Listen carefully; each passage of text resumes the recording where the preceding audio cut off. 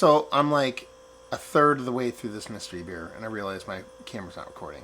Um, I have not opened it yet, so we're still going to do it. It's going to be a mystery beer quickie, but this is where we're at. So I crack this beer, I pour it. I assume, as you can see, subtle haze to it, kind of amber in color. Let me turn this goddamn thing off. Man, we're really hitting the nail on the head today.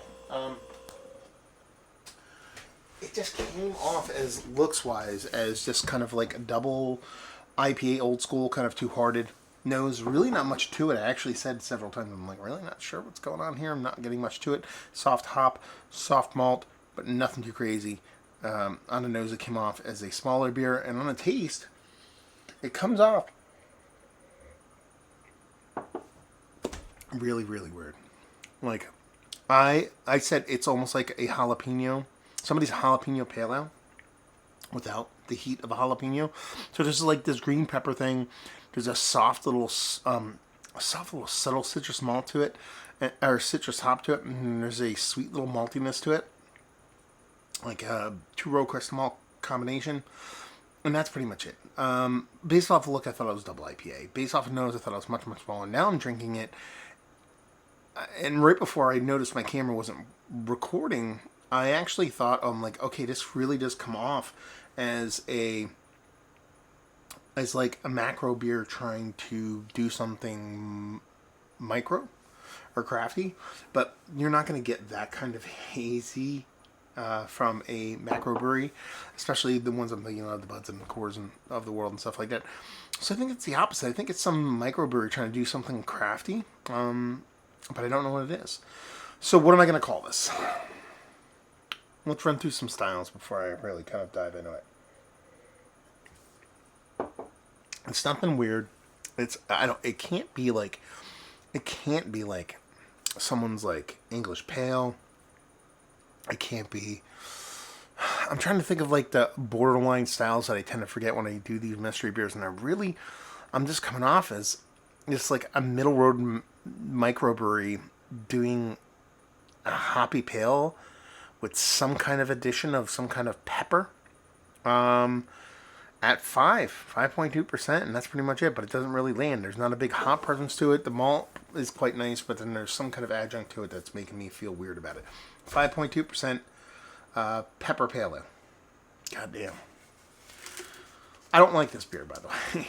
It's not that it's overtly negative and there's off flavors. There's just nothing about it I really appreciate. You know what I could see this being before I get it totally interrupted? I could see it being a really old, somebody's really old pale ale too. They just kind of got a little oxidized and got a little bit weird. Hot Butcher for the world! Okay. Oh, Hot Butcher.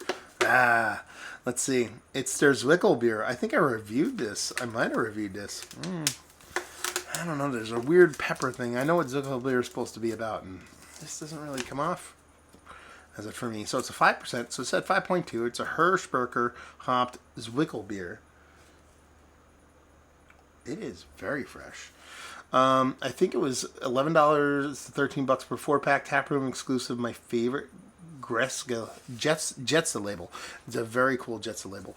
Not wild about this beer, to be perfectly honest with you. Yeah.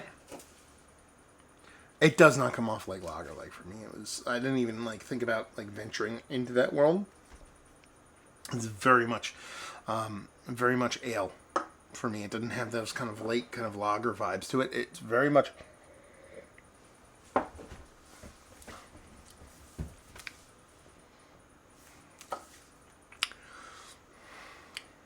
It's not buttery. It's not cream corny. But now that we know it's a Zwickel beer, there's something to it. It's that pepper. It's that, and when I say pepper, maybe this makes more sense. Maybe I should say it before the unveiling, but I get an oily thing when there is green pepper involved in a beer where there's not much else but that green pepper oiliness. And that's kind of the way this comes off for me. Yeah. You know me. I love me some Hot Butcher. And I've done them as mystery beers before. But I will venture to say this might be my least favorite Hot Butcher beer I've ever had. Hey, that's why mystery beers are the best. Because they show and prove. They show and prove. And I think That's it. There's weird blue on the background of that. I've never seen that before. Little spots of blue. I think it came from something else. It says zesty citrus, stone fruits, and pleasant herbal. That zesty citrus does not exist in this beer. Stone fruits, if you twisted my arm and kind of knocked me in the back of the head with like a blackjack, you might be able to convince me of that. But pleasant herbs is probably the only thing I could see you leaning into that, finding it. But really, it does come off as just a flabby, like oily kind of low ABV ale to me. Just doesn't come off as a Zwickel beer for me, and really is just kind of a big miss.